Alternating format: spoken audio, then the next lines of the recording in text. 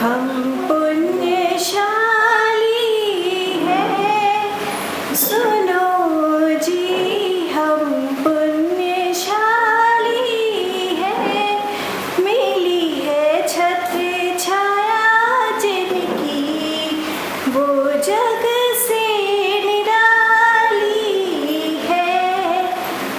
हम भाग्यशाली हैं, अजी हाँ हम भाग्यशाली हैं कि भव सागर को सुधारे ऐसे मिल गए माली है। मुक्ति की राहों पे आप हो चलते, हर रोज अंतर के कमले हैं खिलते, ऐसे गुरुवर पुण्यवानों को मिलते, ऐसे गुरुवर पुण्यवानों को मिलते। सहज स्वाध्यायी है, अजी हाँ सहज स्वाध्यायी है, यही इनकी 12 महीने होती रहती कमाई है।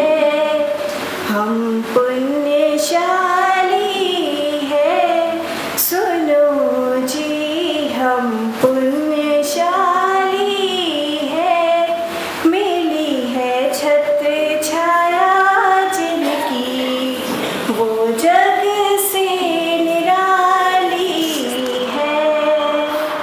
संयम की स्फूर्ति है, हिम्मत की मूर्ति फैली है, इससे ही दुनिया में कीर्ति। बाधाएं खुद देखो इनसे है डरती, बाधाएं खुद देखो इनसे है डरती। हर गम बुलाना है हमें भी, हर गम बुलाना है, कटे पाप सारे अपने, यही आशीष पाना है। हम पुण्यशाली हैं, सुनो जी हम पुण्यशाली हैं, मिली है छत्र छाया जिनकी, वो जग से निराली है। हम भाग्यशाली हैं, अजी हाँ हम भाग्यशाली हैं कि भव सागर को सुधारे, ऐसे मिल गए माली है, ऐसे मिल गए माली है, ऐसे मिल गए माली है। चरणदास के धाम युग प्रधान महातपस्वी आचार्य श्री महाश्रमण जी के पावन चरणों में कोटि कोटि वंदन। सद्य मुनिश्री के पावन चरणों में महाभरा वंदन। उपस्थित समस्त श्रावक श्राविकागण, आगम सुक्त में कहा गया है अप्पा सो परमप्पा, अर्थात आत्मा ही परमात्मा है। दुनिया में अनेक लोग परमात्मा की खोज करते हैं। परमात्मा कहाँ है? कहा गया कि जो आत्मा है वही परमात्मा होती है। जब तक आत्मा राग द्वेष से लिप्त है, मोह के आवरण से लिप्त है, तब तक उसका परमात्मा स्वरूप हमें दिखाई नहीं देता है। और जब वह आवरण से मुक्त हो जाती है तब उसका परमात्मा स्वरूप हमें दिखाई देने लग जाता है। तो तो आत्मा ही परमात्मा बनने की क्षमता किसी के भीतर है तो वह आत्मा के भीतर है। नर से नारायण बना जा सकता है। जैन दर्शन कहता है कि हर भव्य आत्मा अपने पुरुषार्थ के द्वारा अपना कल्याण कर सकती है, अपना उत्थान कर सकती है और मोक्ष की अवस्था को धारण कर सकती है। सामर्थ्य उसके पास है, पुरुषार्थ वह करे तो मोक्ष प्राप्त किया जा सकता है। अगर पुरुषार्थ नहीं करे तो मोक्ष प्राप्ति कैसे संभव है। तो आत्मा से परमात्मा बनने की प्रक्रिया जो है वह राग द्वेष से मुक्त होने की प्रक्रिया है। बहुत सारे लोग शांति की खोज करते हैं, मुझे शांति मिले। शांति बहुत जरूरी है। तनावग्रस्त युग में शांति मिलना अपने आप में बहुत बड़ा सौभाग्य होता है। परंतु शांति क्यों नहीं मिलती है, उसके पीछे कारण है कि जहाँ शांति नहीं है वहाँ शांति खोजते हैं तो शांति कैसे मिलेगी। जहाँ परमात्मा नहीं है वहाँ परमात्मा खोजते हैं तो परमात्मा कैसे मिलेगा। और जहाँ शांति है वहाँ पर अगर खोजोगे तो शांति प्राप्त होगी। एक बुढ़िया, रात्रि का समय था और झोपड़ी के बाहर, घर के बाहर रोड पर कुछ ढूंढ रही थी। उधर से सज्जन आदमी निकले तो उन्होंने देखा कि कमर झुकी हुई है और बड़ी उम्र लग रही है और इस उम्र में कैसे क्या ढूंढ पाएगी। तो मदद की दृष्टि से उस सज्जन ने माँ जी से पूछा, बुढ़िया से पूछा, माँ जी क्या ढूंढ रही हो। तो माँ जी बोली, बेटा सुई गुम हो गई है, सुई ढूंढ रही हूँ। तो उस सज्जन व्यक्ति ने सोचा मैं मदद कर दूं, तो वह भी वहाँ ढूंढने लगा। अचानक उसको याद आया, मैंने ये तो पूछा ही नहीं कि सुई गिरी कहाँ थी। ढूंढने तो लग गया। उसने माँ जी से पूछा, माँ जी पहले ये तो बताओ सुई गिरी कहाँ थी। माँ जी बोली, सुई तो बेटा घर के अंदर गिरी थी। तो सज्जन व्यक्ति बोला कि माँ जी जब सुई घर के अंदर गिरी है तो फिर बाहर ढूंढने से कैसे मिलेगी। 1 घंटा ढूंढो, 2 घंटा ढूंढो, सारी रात ढूंढो तो भी नहीं मिलेगी, क्योंकि वहाँ गिरी नहीं है तो मिलेगी कैसे। माँ जी ने कहा कि बेटा बात ऐसी है, घर में अंधेरा है, लाइट नहीं है, प्रकाश नहीं है और बाहर रोड लाइट जल रही थी तो मैंने सोचा बाहर प्रकाश है तो बाहर ढूंढ लूँ, बाहर मिल जाएगी। सज्जन व्यक्ति बोला, माँ जी ऐसे नहीं मिलेगी।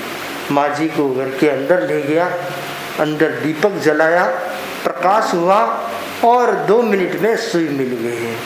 सज्जन व्यक्ति ने कहा कि माँ जी जहाँ सुई गिरी है वहाँ प्रकाश करो, अपने आप सुई मिल जाएगी। और जहाँ सुई नहीं गिरी है, चाहे बाहर का कितना भी प्रकाश क्यों न हो, वहाँ सुई प्राप्त नहीं होगी। तो ठीक उसी प्रकार जहाँ पर शांति नहीं है वहाँ कितना ही उसे ढूंढो वह नहीं मिलेगी। जहाँ शांति है वहाँ अगर ज्ञान का प्रकाश करोगे तो वह शांति रूपी सुई आपको प्राप्त हो सकती है। तो शांति बाहर नहीं ढूंढे, स्वयं के भीतर ढूंढे, अपने भीतर है। राग द्वेष कसाय जितने शांत रहेंगे व्यक्ति को शांति उतनी ज़्यादा मिलेगी। और राग द्वेष में जितना चित्त उलझा रहेगा उतनी उसको अशांति प्राप्त होगी। एक सेठ जी थे, उनको एंटीक आइटम का बड़ा शौक था। पुरानी चीज़ें घर में जगह जगह सजा कर रखी थी। वो जिस रूम में सोते थे उस रूम में भी बहुत सारी चीज़ें लगाई हुई थी। एक कांच की घड़ी जो उनको दादा से मिली थी और अंग्रेज़ों के ज़माने की बनी हुई थी, वह घड़ी उन्होंने अपने बेड के सामने दीवार पे लगाई थी और वह घड़ी सेठ जी को बड़ी प्रिय थी। सेठ जी की सेवा में रामू सेवक रहा करता था। एक दिन घर की सफाई कर रहा था, रूम की सफाई कर रहा था और ध्यान रहा नहीं और उस दीवार की घड़ी को हाथ से थोड़ी सी चोट, हाथ से झटका लग गया और दीवार घड़ी नीचे गिर पड़ी। कांच की घड़ी टूटते कितनी देर लगती है, सुइया किधर, पेंडुलम किधर, और सारी घड़ी बिखर गई। रामू बड़ा परेशान हुआ कि सेठ जी की प्रिय घड़ी मेरे हाथ से टूट गई, क्या करूं। घड़ी जैसी चीज़ है वो भी बेडरूम में लगी हुई है, हर दिन काम आने वाली चीज़ है, उसको छुपाया भी नहीं जा सकता। कोई स्टोर रूम की चीज़ टूटती है तो शायद सेठ जी को पता भी नहीं चले, परंतु ये तो सेठ जी की नज़रों के सामने रहने वाली है, ये तो पता चल जाएगा। सोचा क्या करूं, बात को छिपा नहीं सकता। आखिर निश्चय किया कि जो है वह सच सच कह दूंगा। मैंने जानबूझ के तो तोड़ी नहीं है, भूल से टूट गई है। जब आदमी सच बोलने का निर्णय कर लेता है तब उसके मन में शांति हो जाती है, और जब आदमी सच छिपाने का प्रयत्न करता है तब उसके मन में अशांति उत्पन्न होती है। तो रामू ने सच बोलने का निर्णय लिया और उस टेंशन से मुक्त हो गया, अपने काम में लग गया। सेठ जी शाम के वक्त जब ऑफिस से घर लौटे, दुकान से घर लौटे, सेठ जी का क्रम था घर आने के बाद नहाते थे, खाना खाते थे और उसके बाद सोने के लिए बेडरूम में जाते थे। तो सेठ जी जब बेडरूम में आए तो रामू भी साथ में आया, क्योंकि सेठ जी अकेले ही थे, रामू उनकी सेवा में था। सेठ जी को रामू ने कहा कि आज एक गलती हो गई। क्या गलती हुई कि जो दीवार पे यहाँ घड़ी लगती है वह घड़ी मेरे हाथ से टूट गई है। सेठ जी को बड़ा धक्का लगा कि रामू कभी कुछ तोड़ फोड़ करता ही रहता है, और जब गुस्सा आता है तो आदमी को बोलने का भान नहीं रहता है। सेठ जी ने रामू को बहुत सारी गालियाँ सुनाई, बहुत सारे अपशब्द कहे और बहुत सारा लंबा चौड़ा भाषण सुना दिया। रामू सिर झुकाकर सुनता रहा, गलती उसी की थी, उसको सुनना ही था, कुछ बोला नहीं, सुन लिया। सेठ जी पलंग पर सो गए, रामू नीचे चटाई बिछाकर सो गया। थोड़ी देर में रामू को नींद आ गई। सेठ जी की आंखों में नींद नहीं, सेठ जी को बार बार दीवार दिखती है और वह घड़ी की याद आती है, और बार बार उस घड़ी से जुड़ी हुई स्मृतियां दिमाग में आती है। ये घड़ी ऐसी थी, मेरे दादाजी ने दी, इसके साथ मेरा ऐसा लगाव जुड़ा हुआ है। बार बार घड़ी याद आ रही है और सेठ जी को नींद नहीं आ रही है। इतने में सेठ जी की नज़र नीचे सोए हुए रामू पर पड़ती है और देखते हैं कि रामू सोया हुआ है, रामू को नींद आ रहा है, रामू खराटे भर रहा है। सेठ जी को और गुस्सा आया, एक तो घड़ी तोड़ी और ऊपर से मजे से सो रहा है, इसको कोई टेंशन नहीं, तनाव नहीं है, कोई चिंता नहीं है, और मुझे नींद नहीं आ रही है। पर कर क्या सकते थे, सारी रात निकल गई इसी उधेड़ बुन में। सुबह उठे, अपना काम चलताया, ऑफिस चले गए। ऑफिस में बैठे बैठे घटना पर विचार किया कि भाई घड़ी तोड़ने वाला शांति के साथ सो रहा है और घड़ी का मालिक उसको बिल्कुल भी शांति नहीं, इसका कारण क्या है। विचार करते करते कोई न कोई समाधान हाथ लगा। आदमी जब चिंतन करता है तो कोई समाधान सूझ जाता है, और सिर्फ चिंता करता है तो समाधान नज़दीक होते हैं, वो भी दूर चले जाते हैं। तो चिंता मत करो, चिंतन करो। सेठ जी शाम को घर आए और रोज़ की तरह नहाए धोए, खाना खाया और सोने के लिए रूम में आए। रामू भी साथ में आया। सोने से पहले सेठ जी ने रामू से कहा, अरे रामू, कल मुझे जरा गुस्सा आ गया था और मैंने तुझे बहुत भला बुरा कह दिया। तू तो बहुत सेवा करता है, बहुत वर्षों से तू मेरी सेवा कर रहा है, तू मुझे संभाल रहा है, घर को संभाल रहा है। तेरे जैसा सेवक मिलना तो बहुत मुश्किल है। मैं तेरी सेवा से बड़ा खुश हूँ, पर क्या करूँ, अगर ये घड़ी कल तेरे हाथ से नहीं टूटती तो आज मैं तुम्हारे को ये प्राइज में देने वाला था, पुरस्कार में देने वाला था। ये कह कर के सेठ जी पलंग पर सो गए, रामू नीचे चटाई पे सो गया। कल सेठ जी की आंखों में नींद नहीं थी, आज रामू की आंख में नींद नहीं है। रामू की नज़र बार बार दीवार पर जाती है, काश ये घड़ी नहीं टूटती, आज मैं इसका मालिक होता, आज ये मुझे पुरस्कार में मिल जाती, मेरे घर में कितनी अच्छी लगती है घड़ी। घड़ी से जुड़ी हुई बातें उसके दिमाग में घूम रही है। सारी रात घड़ी पर सोचता रहा, एक पल भी सो नहीं पाया, और सेठ जी आज खराटे भर रहे, मजे से सो रहे हैं। सेठ जी सुबह उठे और उठने के बाद सबसे पहला सवाल रामू से कहा किया, अरे रामू, तुझे नींद आई क्या? रामू बोले, सेठ जी नींद नहीं आई, कि क्यों नहीं आई? सेठ जी, कल आपने एक बात कह दी थी सोते समय कि घड़ी पुरस्कार में देने वाला था, तो बस सारी रात घड़ी मेरे दिमाग में घूमती रही, इसलिए मुझे नींद नहीं आई। सेठ जी ने कहा कि समाधान मिल गया है। कल घड़ी के साथ मेरा लगाव था, अटैचमेंट था, राग था, तो कल मैं सो नहीं पाया, और आज ये अटैचमेंट मैंने तुझे पकड़ा दिया तो तू सो नहीं पाया। कल तुम्हें कोई घड़ी के साथ लगाव नहीं था, शांति से सोया, आज वो लगाव मैंने मेरे साथ नहीं रखा, मैं शांति के साथ सोया। तो जब व्यक्ति का वस्तु के साथ, व्यक्ति के साथ राग और द्वेष जुड़ जाता है, तब उसकी शांति भंग हो जाती है। और जब राग और द्वेष छूट जाता है, घड़ी तो वही थी परंतु राग जुड़ गया तो अशांति होगी। राग और द्वेष छूट जाता है तब व्यक्ति को शांति प्राप्त होती है। तो शांति अगर चाहिए, परमात्मा बनना चाहते हैं, परमात्मा के साक्षात्कार करना चाहते हैं, परमात्मा के दर्शन करना चाहते हैं, अपने भीतर बैठे हुए परमात्मा का दर्शन करना चाहते हैं, तो राग और द्वेष से बचने का प्रयास करें, उसे कम करने का प्रयास करें। राग द्वेष जितना कम होगा, व्यक्ति उतनी शांति को प्राप्त होगा, और जो वह शांति प्राप्त होगी, वह शांति बहुत ही आनंद देने वाली और उसके जीवन का उद्धार करने वाली होगी।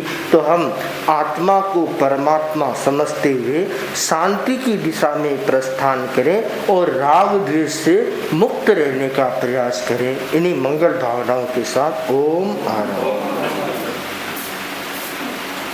अवतार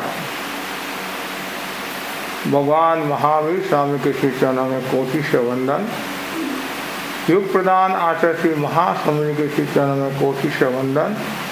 मुनिवृंद, उपस्थित धर्म प्रेमी भाई और बहनों,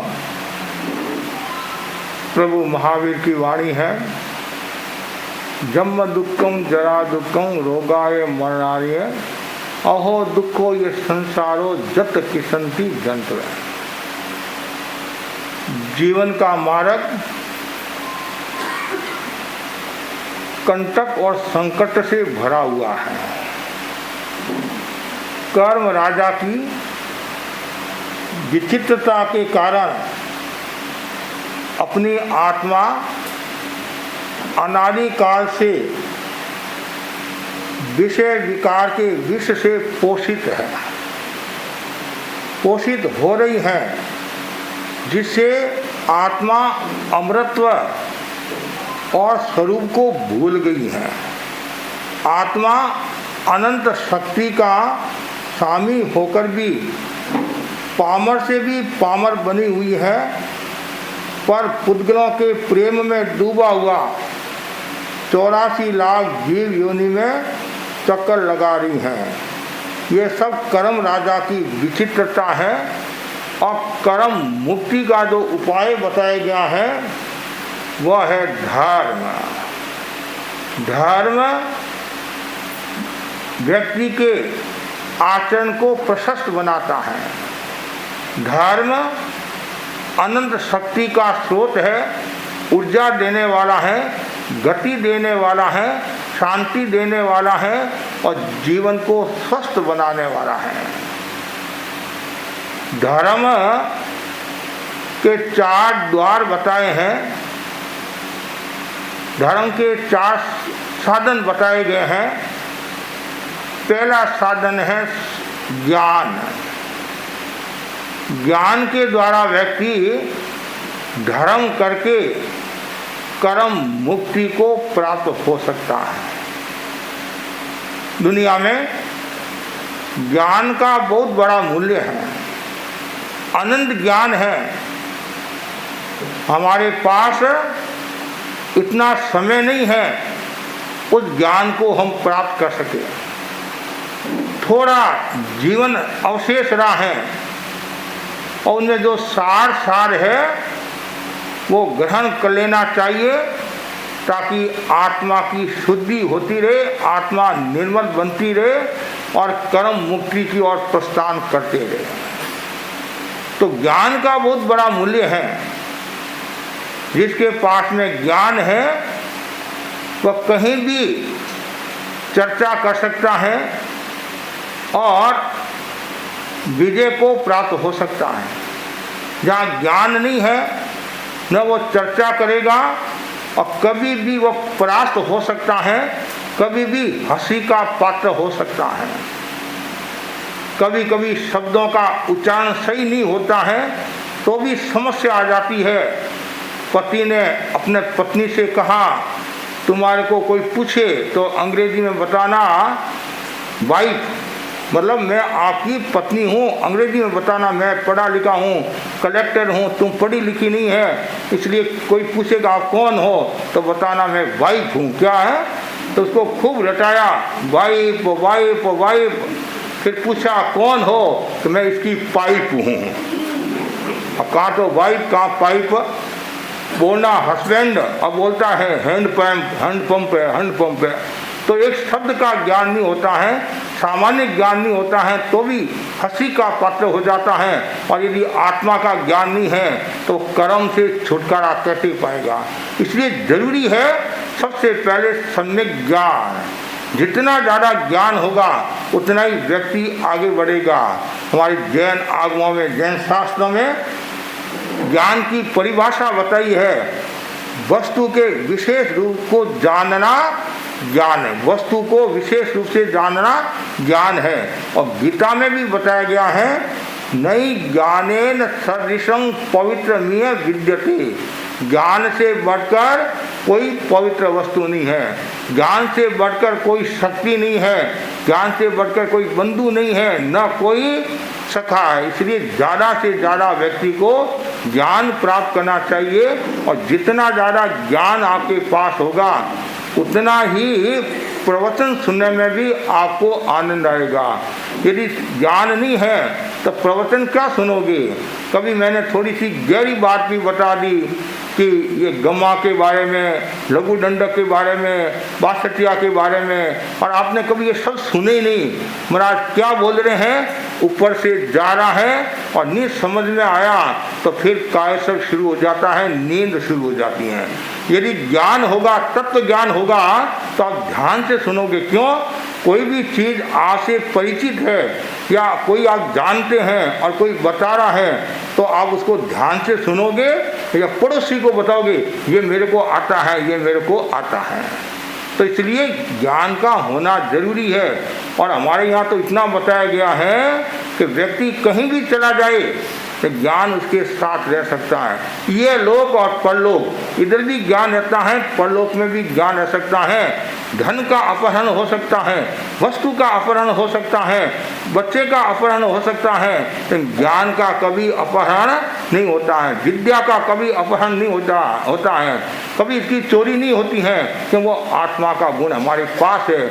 इसलिए ज्ञान, और ज्ञान करने से कितना फायदा होता है। ज्ञान के 5 कार्य बताए। कितने कार्य बताए हैं? ज्ञान के 5 कार्य है। उसमें पहला बताएगा जो ज्ञान करता है उसका राग घटता है। क्या घटता है? राग घटता है।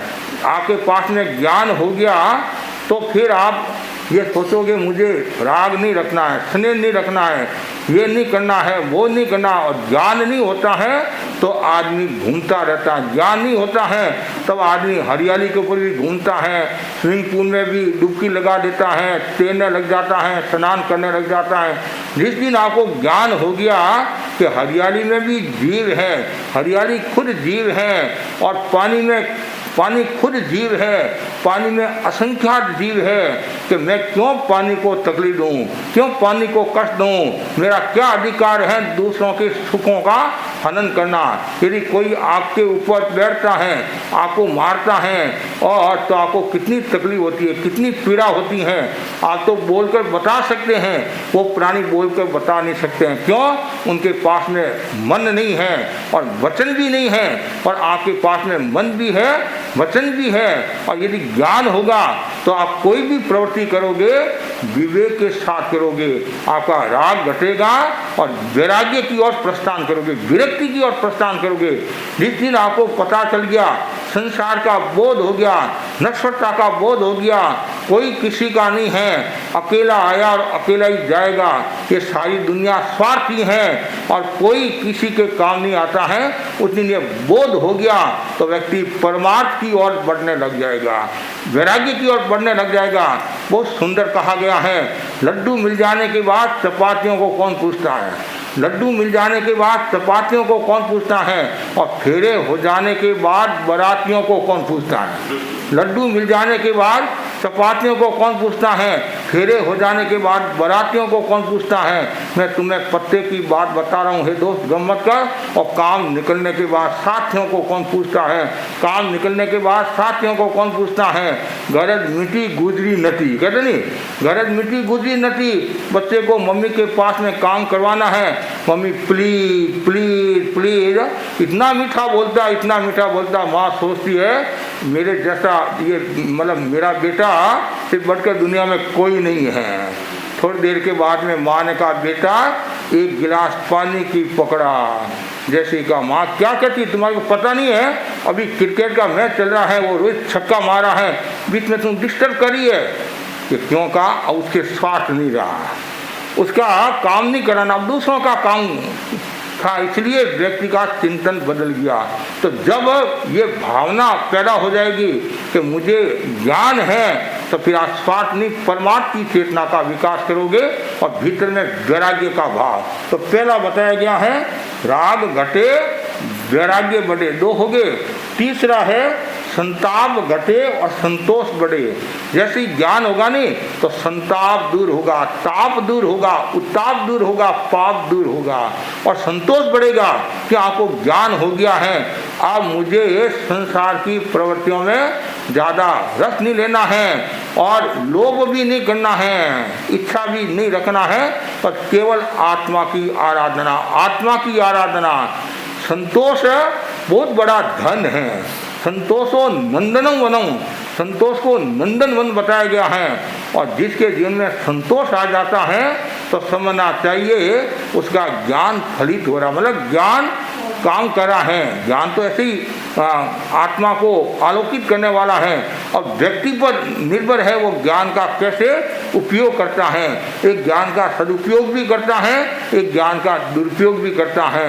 ये हम तो बार बार कहते हैं कि आपके पास में ज्ञान है उसका सदुपयोग करना चाहिए, और जो चौपड़ी में जो ज्ञान है वो खोपड़ी में डालो। क्या कहा, जो चौपड़ी में पुस्तक, चौपड़ी में जो ज्ञान है वो खोपड़ी में डालो और ऐसा डालो कि वापिस वो निकले ही नहीं, अच्छा ज्ञान निकले नहीं है और आत्मा का विकास होता रहे। विकास तो संताप घटता है और संतोष बढ़ता है।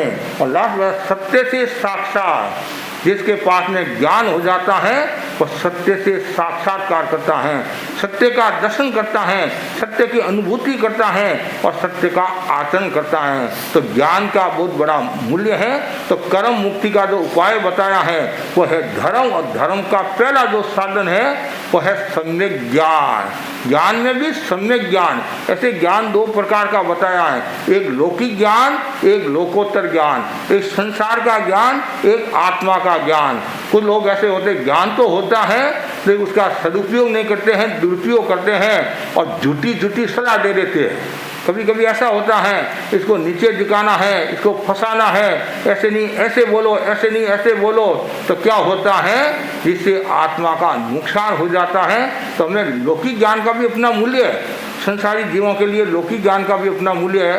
व्यापार का भी ज्ञान जरूरी है, रसोई का भी ज्ञान जरूरी है और झाड़ू का भी ज्ञान जरूरी है। लेकिन सबसे महत्वपूर्ण जो ज्ञान है आत्मा का ज्ञान, आत्मा का ज्ञान होना जरूरी है।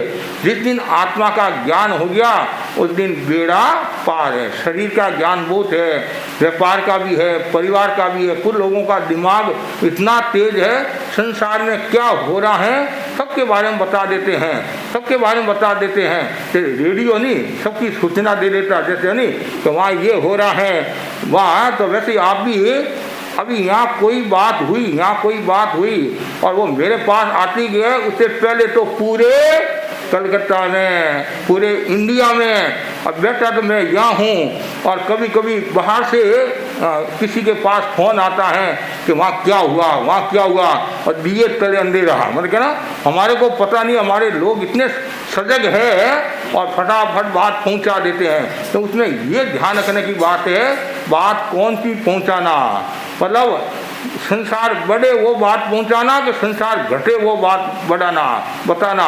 ज़्यादातर क्या होता है, संसार बढ़े वो बात बताने वाले होते हैं कि आदमी को कैसे डाउन करना, नीचे दिखाना, वो बातें बाहर जाती हैं। कभी ऐसा नहीं करना। इनसे चिकने कर्मों का बंधन होता है, कभी कभी महामोहनीय कर्म का भी बंधन हो सकता है, और मिथ्यात्व अवस्था में भी आ सकते हैं, और दृष्टिकोण गलत हो सकता है। यदि हम किसी की प्रशंसा नहीं कर सकते हैं तो कम से कम किसी की अवहेलना तो नहीं करे, किसी का तिरस्कार नहीं करे, किसी को नीचे नहीं दिखाए। ये सबका चिंतन होना चाहिए, और कहीं भी अच्छी सलाह मिले उसको स्वीकार कर लेना चाहिए।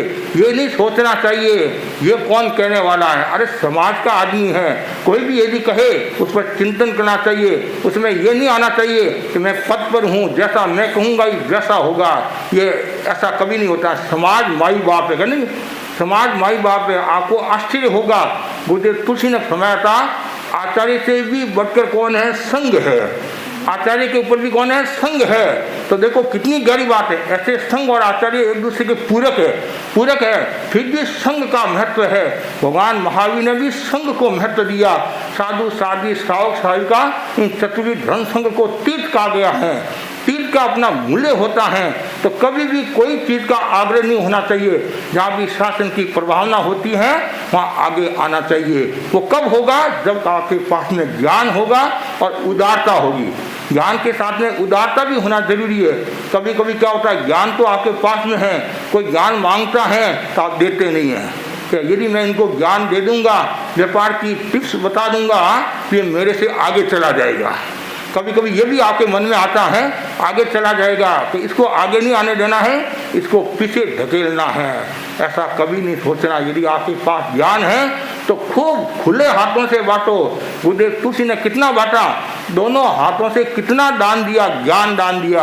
आज हमारे साधु साध्वी सुबह प्रवचन करते हैं, दोपहर में धर्म चर्चा करते हैं, रात को व्याख्यान देते हैं, लोगों को समझाते हैं। उनका एकमात्र कल्याण है, जितना मैं लोगों को बांट सकूं उतना बांटूं, और मेरे जोग से किसी की आत्मा का कल्याण होता हो और क्या चाहिए। मेरे जोग से एक आत्मा भी यदि सुधरती है तो मेरा प्रवास तो सफल हो गया।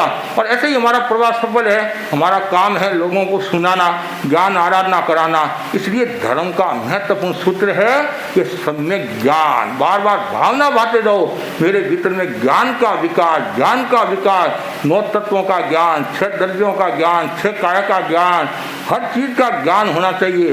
जितना ज़्यादा ज्ञान होगा फिर आपको प्रवचन सुनने में भी आनंद आएगा, और घर जाकर फिर आपके परिवार के सदस्य आपको पूछेंगे कि आज महाराज ने क्या बताया। पुराने समय में दादियाँ नानियाँ घर जाकर कहानियाँ सुनाती थी, और पोता दोईता नाती सब इंतजार करते कि आज महाराज ने कौन सी कहानी सुनाई है। क्या शालीभद्र की कहानी सुनाई है, सुभद्रा की कहानी सुनाई है। तो कहानी के माध्यम से बच्चों को सुसंस्कार देते थे। क्या देते थे, सुसंस्कार देते थे। तो जरूरी है ज्ञान का होना। पहले खुद ज्ञानी बनो, खुद संस्कारी बनो, फिर दूसरों को ज्ञान दो। कभी कभी क्या होता है, खुद तो ज्ञान ग्रहण करते नहीं है और दूसरों को ज्ञान देते रहते हैं। खुद गुरुजी बैंगन खावे और दूसरों ने उपदेश दे, कहते नहीं कि ये नहीं करना, और खुद कर रहा है, तो फिर वो प्रभाव नहीं पड़ता है। जो साधु होता है उसकी कटनी करनी समान है। वो बाहर और भीतर एक शरीर का होता है। यदि कहीं गलती भी हो जाती है तो प्रायश्चित करके शुद्ध हो जाता है, इसलिए सम्यक ज्ञान। दूसरा बहुत सुंदर बताया गया है, वो है ध्यान। ज्ञान के बाद में क्या है, ध्यान। हमारे जैन आगमों में बताया नहीं, मतलब स्वाध्याय और ध्यान। परमं पौरिशं स्वाध्यायं वियं ध्यानं जीयते। प्रथम पैर में स्वाध्याय करे और दूसरे पैर में ध्यान करे। कितना सुंदर का है। यहाँ ज्ञान है, तो अब ज्ञान की प्राप्ति कब होगी, जब व्यक्ति निरंतर स्वाध्याय करता जाएगा। जितना ज़्यादा स्वाध्याय करेगा, भाषा का परिष्कार होगा और बोलने के तरीके में भी बदलाव आएगा। एक तो मैं ऐसे ही सुनाता हूँ और एक मैं रोजाना तैयारी करके सुनाता हूँ, तो उसका फर्क पड़ेगा। तैयारी करूँगा, मैं किताबें पढ़ूंगा तो नई नई बातें मुझे मिलेगी और मैं यदि जनता के सामने परोसूंगा तो जनता उसको चाव से सुनेगी और उनको भी रस आएगा। नहीं रोजाना एक ही एक बात कहूँगा तो कभी कभी ये लोगों के मन में आ जाता है, महाराज रोजाना तो एक ही एक बात बताते हैं, इसका मतलब महाराज के पास में ज्ञान नहीं है, रोजाना वो का वो, लेकिन इसको ये पता नहीं है कभी कभी एक ही बात सुनानी पड़ती है, बार बार सुनानी पड़ती है, वो जरूरी भी होती है। सुनाने से क्या हो, आप परिपक्व हो जाते हैं।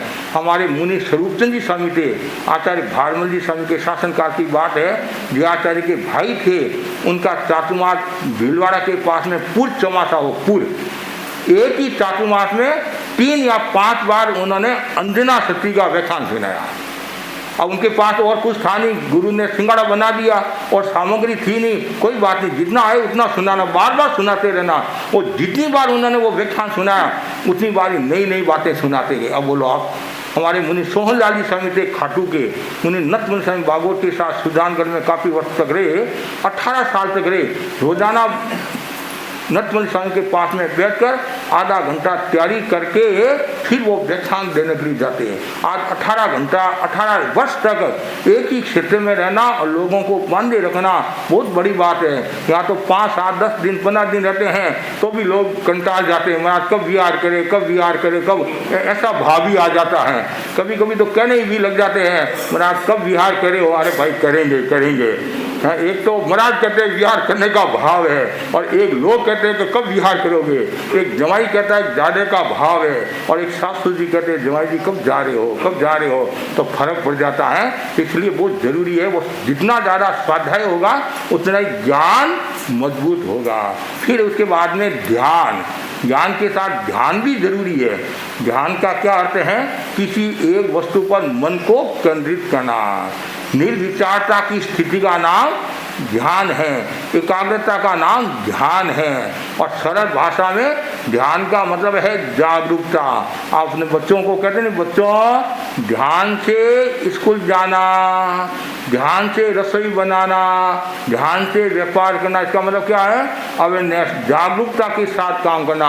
हम भी क्या कहते हैं, भाया ध्यानु व्याख्यान सुनो, मोबाइल से बातें मत करो, आपस में बातें मत करो, कुर्सियाँ ने ऊंची नीची मत करो, एक कुर्सी मिली वही बहुत है। तो मतलब क्या, जागरूकता के साथ, जितनी ज़्यादा जागरूकता होगी उतना ही आनंद आएगा। तो ध्यान है जागरूकता।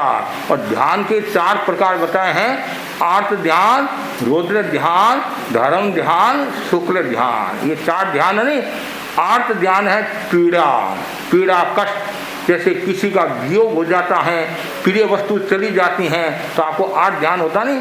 जैसे आपका घर का कोई सदस्य चला गया, छोटी उम्र में बेटा चला गया, पोता चला गया, जमाई चला गया, या और कोई भतीजा चली गई, तो कितना दर्द होता है। मेरे कभी कभी ऐसा होता है, आपको आश्चर्य होगा, उदयपुर के अंदर दादी के संतारा चल रहा है और पोता सूरत से संभवतः कार से आ रहा है दादी को मिलने के लिए, लेकिन योग ऐसा हुआ, पोते का एक्सीडेंट हुआ, चला गया। बोला, कभी कभी सामने घटना घटती हैं, दादी के सामने बेटा चला जाता है, पोता चला जाता है, परपोता चला जाता है, तो वो उस समय वो दर्द होता है, पीड़ा होती है। वो क्या है, आर्त ध्यान। आर्त मतलब पीड़ा, मतलब वेदना होना, दुख होना, ये आर्त ध्यान है। रौद्र ध्यान है हिंसा का भाव, रौद्र रूप बनाना। कभी कभी देखते हैं हिंसानुबंदी, मतलब इतना रौद्र रूप होता है, राक्षस जैसा रूप बना देते हैं, कौन है, आ जाओ, लड़ाई करना है, झगड़ा करना, ये वो जो भाव रहता है वो है रौद्र ध्यान।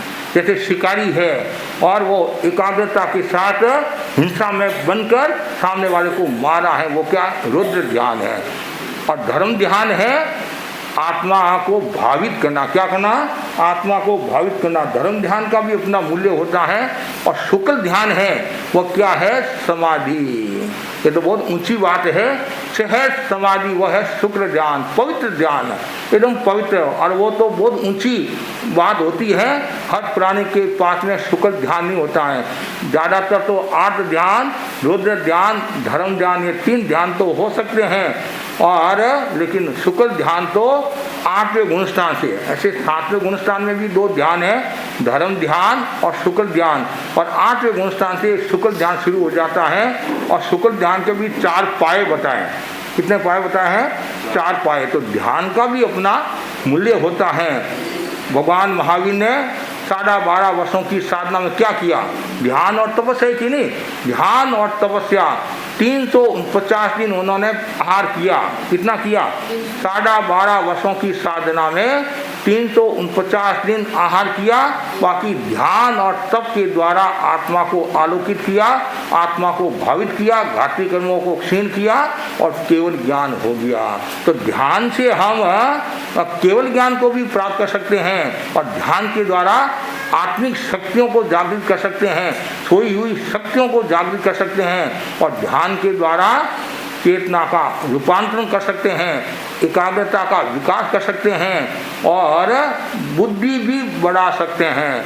निरंतर यदि कोई ये महाप्राण ध्वनि का प्रयोग करता है, महाप्राण ध्वनि का प्रयोग करता है, ज्ञान मुद्रा करता है, दीर्घ श्वास का प्रयोग करता है, तो वो बहुत बड़ी संपदा को प्राप्त हो सकता है। चंचलता कम होगी, एकाग्रता बढ़ेगी और ज्ञान बढ़ेगा। तो मेमोरी पावर बढ़ाना है। तो आप बच्चे तो अभी स्कूल गए हुए हैं, तो अपनी माताएं उनको रोजाना 9 बार महाप्राण ध्वनि का प्रयोग कराए, 9 बार दीर्घ श्वास का प्रयोग कराए और ज्ञान मुद्रा का प्रयोग कराए, ताड़ासन का प्रयोग कराए, शशांक आसन का प्रयोग कराए। तो बच्चों की चेतना निर्मल हो सकती है, बुद्धि बढ़ेगी और मेमोरी बढ़ेगी, तो वो जल्दी बात को कैचअप करेंगे, ग्रहण करेंगे। इसलिए ध्यान का बहुत बड़ा मूल्य है। ध्यान से केवल तन ही ठीक नहीं होता है, ध्यान से मन भी ठीक होता है, भाव भी ठीक होता है, बुद्धि भी ठीक होती है। अधिकांश लोग क्या ध्यान किस लिए करते हैं?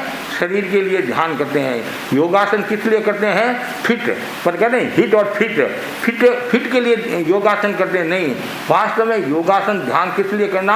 आत्मा की शुद्धि के लिए करना। निद्रा के जो 12 भेद बताए हैं उनमें एक भेद कौन सा है? काया कलेश। कौन सा भेद है? काया कलेश। और वो बहुत बड़े गहरे आसन हैं, वीरासन है आदि ऐसे। और जो भी हम आसन करें वो शरीर के लिए नहीं करना, कर्म निद्रा के लिए करना, आत्मा की शुद्धि के लिए करना। और ऐसी ध्यान को अभ्यंतर तब बताया है। तो ध्यान भी आत्मा की शुद्धि के लिए करना, रोग मिटाने के लिए नहीं करना, भव रोग मिटाने के लिए करना। कितना सुंदर कहा है? भव रोग मिटाने के लिए करना। द्रव्य रोग नहीं, भाव रोग। कहते नहीं, क्रोध मान माया लोभ, ये सब रोग ही है। नहीं, क्रोध भी रोग है, मान भी रोग है, माया भी रोग है, लोभ भी रोग है, राग देश, ये सब रोग ही रोग है। भव रोग से आप मुक्ति पा सकते हैं यदि आप सद ध्यान करोगे। अच्छा ध्यान मतलब एकमात्र कि मेरी आत्मा का मुझे कल्याण करना है, तो ये ध्यान, ये धर्म का दूसरा साधन हो गया। कर्म मुक्ति का भी कह सकते हैं दूसरा साधन। पहला ज्ञान, दूसरा ध्यान, और तीसरा बहुत सुंदर बताया है, वो है समता। बहुत जरूरी है समता। कितना सुंदर शब्द है, समता। और समता का उल्टा क्या है? तामस। तामस है नहीं, समता तामस। जो तामस वृत्तियों का त्याग करता है, आसुरी शक्तियों का जो त्याग करता है, वह समता का दीप जलाता है। समता का दीप जलाता है। तो हर परिस्थिति में समता होनी चाहिए। और जितनी ज़्यादा समता होगी उतना ही व्यक्ति आगे बढ़ेगा। और जितनी ज़्यादा समता होगी तो आपस में प्रेम और सौहार्द बढ़ेगा। और जहाँ विषमता का भाव है वहाँ आत्मा का कल्याण नहीं है। और जहाँ समता होगी वहाँ व्यक्ति का विकास होगा। कुछ लोग ऐसे भी होते हैं, मतलब वो कुछ न कुछ बोलते रहते हैं, कुछ न कुछ करते रहते हैं। ज्ञानी जन कहते हैं तो समता नहीं रख सकता है तो कम से कम घर पर बैठा रहे, घर पर बैठा रहे, घर पर बैठा रहे। बाहर आकर तुम विषमता का माहौल मत बना। आपने नाम सुना होगा श्री नानक जी महाराज, गुरु नानक की घटना आती है। वो गुरु नानक गांव में जा रहे थे और एक गांव में रुके और लोगों से कहा आबाद रहो। क्या कहा? आबाद, पर यहीं रहो तुम, मतलब आबाद रहो, आबाद रहो। और एक गांव में गए, उजर जाओ, उजर जाओ, उजर जाओ। शिष्य ने देखा ये क्या, एक को तो कहा आबाद रहो और एक को कहा उजर जाओ। तो गुरु नानक ने बहुत महत्वपूर्ण बात कही। पहले के लोगों को मैंने इसलिए कहा तुम यहीं भले हो, बाहर जाओगे तो दूसरे क्षेत्रों को और खराब करोगे, और क्षेत्रों को खराब करोगे, और तुम यहीं भले हो। तो एक गांव को भी मतलब कहते नहीं, एक घर 2 घर डूबता, एक घर डूबो, है नहीं, एक घर मतलब 2 घर डूबता, एक घर डूबो, दोनों एक सिर के हैं, इसलिए तुम यहीं रहो। और उन लोगों को कहा तुम जहाँ कहीं भी जाओगे तो वहाँ और विकास होगा, लोग खुश होंगे, अच्छे आदमी आए, अच्छे इंसान आए हैं, क्षमता वाले इंसान आए। कितनी सुंदर बात है। एक को तो कहा उजड़ जाओ और एक को कहा यहीं रहो, यहीं रहो, कितना फर्क है। तो कभी कभी ऐसा होता है कि तू नहीं घर पर ही धर्म ध्यान करता रहे। कभी कभी माँ बाप भी कहते नहीं तू ज़्यादा ये गोष्ठियों में मत जा, ज़्यादा सभा संस्थाओं में मीटिंगों मत जा, क्योंकि तुम कुछ न कुछ बोल कर आएगा तो काम खराब हो जाएगा, विषमता का भाव आ जाएगा, इसलिए तुम घर पर ही बैठा धर्म ध्यान कर।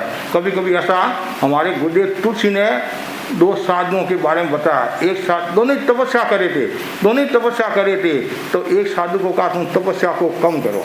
क्या कहा? तपस्या को कम करो। आप कहेंगे तपस्या को कम करो, हम तो कहते तपस्या ज़्यादा से ज़्यादा, और एक को कहा तपस्या चलाओ। तो गुरुदेव ने कहा कि मैंने इसलिए कहा जो ये साधु तपस्या कर रहा है उससे क्षमता का विकास कम हो रहा है और क्रोध ज़्यादा बढ़ रहा है, इसलिए एक बार तुम क्रोध तपस्या को कम कर ले। क्यों? तपस्या है वो जठराग्नि तेज करती है, जो भूखा रहता है तो गुस्सा भी आता है। और लेकिन भगवान ने कहा है तपस्या के साथ में स्वाध्याय और ध्यान चलता रहे तो समस्या नहीं आएगी, तो समस्या नहीं आएगी। लेकिन हम क्या करते हैं कि तन को तपाते हैं, तन को तपाने से अहम बढ़ता है, कषाय प्रज्वलित होते हैं।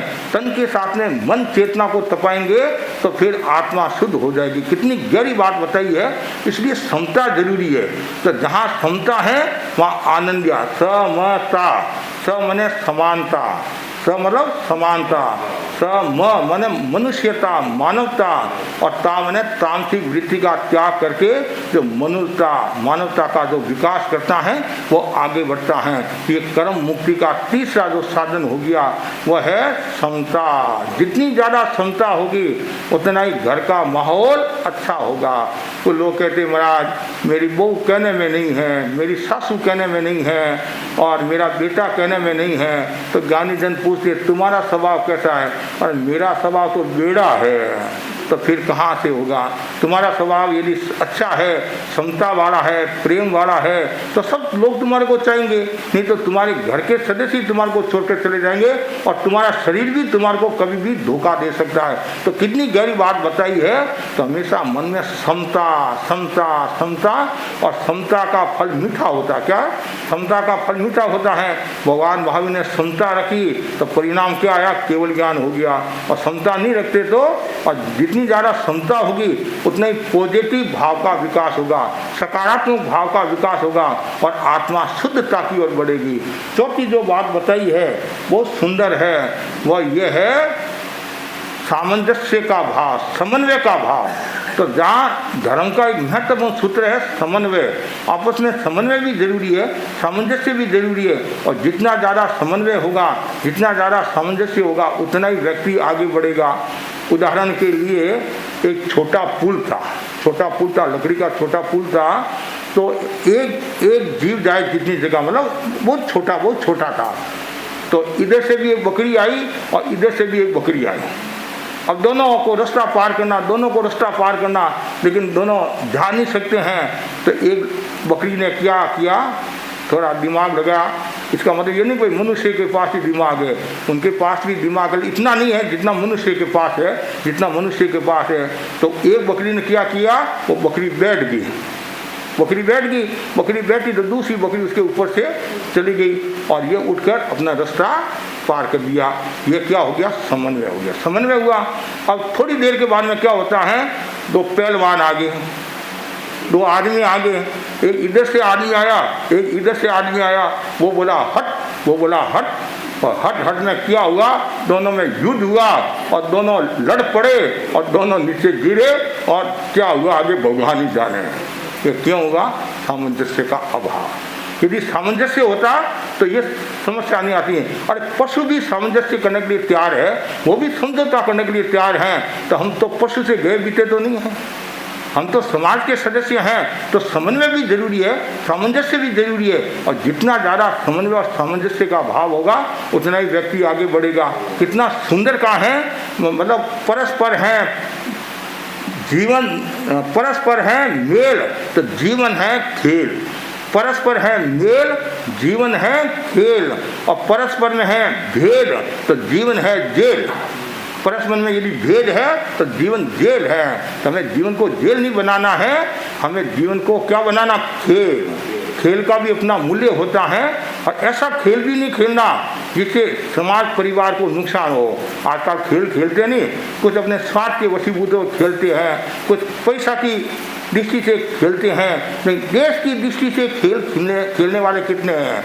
तो वैसे ही हमारे भीतर में संघ समाज की दृष्टि से कार्य करना चाहिए, और जो संघ समाज की दृष्टि से कार्य करता है तो उसका बहुत बड़ा मूल्य होता है।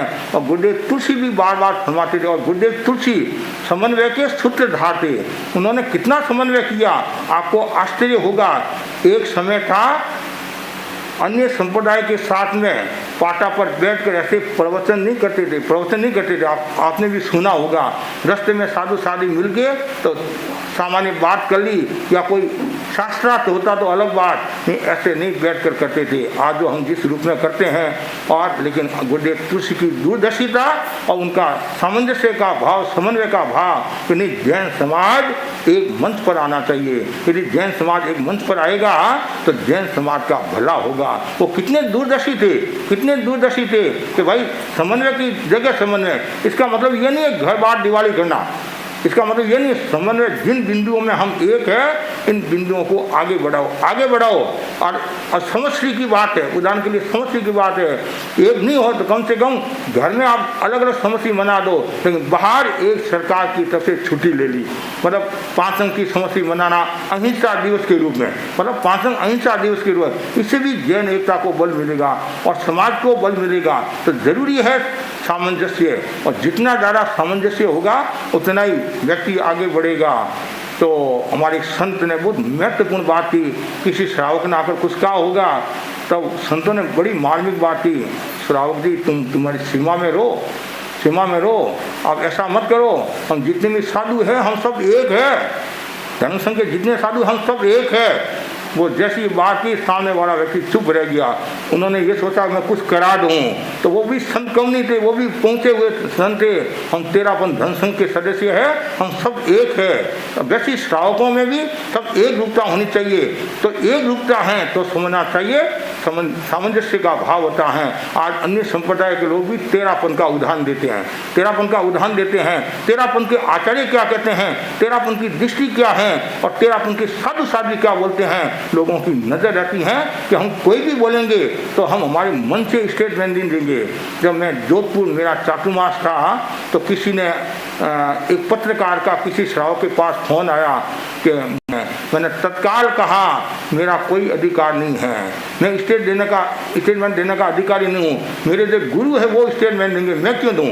आप मेरे को प्रश्न पूछ रहे हैं, उसका मैं उत्तर दे दूंगा।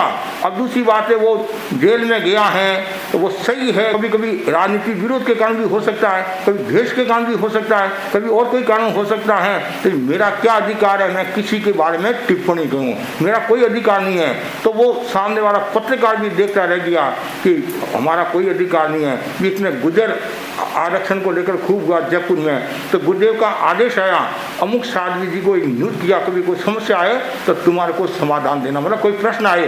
लेकिन इसका मतलब ये नहीं 3-4 सिंगाड़े और थे, कोई नहीं बोला, हमारे साध्वी श्री जी है वो आपके प्रश्न का उत्तर देंगे। ये हमारा सामंजस्य है। ऐसा नहीं है कि मेरे पास आए मैंने उत्तर दे दिया, इनके पास आए इन्होंने उत्तर दे दिया, नहीं, एक अधिकृत होना चाहिए। अधिकृत होगा तो समाज शक्तिशाली होगा और सामंजस्य का भाव होगा। नहीं तो आप कुछ बोल रहे हैं तो इसका मतलब लोग की क्या सोचेंगे कि समाज में एकता नहीं है, समाज में फूट है, नहीं, मतलब समाज में घर में फूट और नियम में छूट और व्यापार में लूट कितनी खतरनाक है, नहीं खतरनाक है, नियम में छूट है तो भी खतरनाक है, व्यापार में लूट तो ही खतरनाक है, और परिवार समाज में छूट है तो भी खतरनाक है। इसलिए हमेशा समन्वय का भाव रखें, और जितना ज़्यादा समन्वय का भाव होगा उतना ही व्यक्ति आगे बढ़ेगा। तो हमें कर्म से छुटकारा पाना है, कर्म मुक्ति को पाना है, तो कर्म मुक्ति का जो उपाय बताया है वो धर्म है, और धर्म के 4 साधन हैं। कौन कौन से? पहला है ज्ञान, दूसरा ध्यान, तीसरा, चौथा। इसका मतलब हमारे भाई बहन सब ध्यान से सुन रहे हैं, ध्यान से सुन रहे हैं तो सब सजग है, सब सजग है, और सजग रहना चाहिए। सजग रहने से आपका भी ज्ञान बढ़ेगा, और घर जाकर भी आप लोगों को प्रेरणा दे सकते हैं, और आपके घर का वातावरण भी अच्छा रहेगा, आत्मा की शुद्धि होगी। इसी आत्मा के साथ ओम।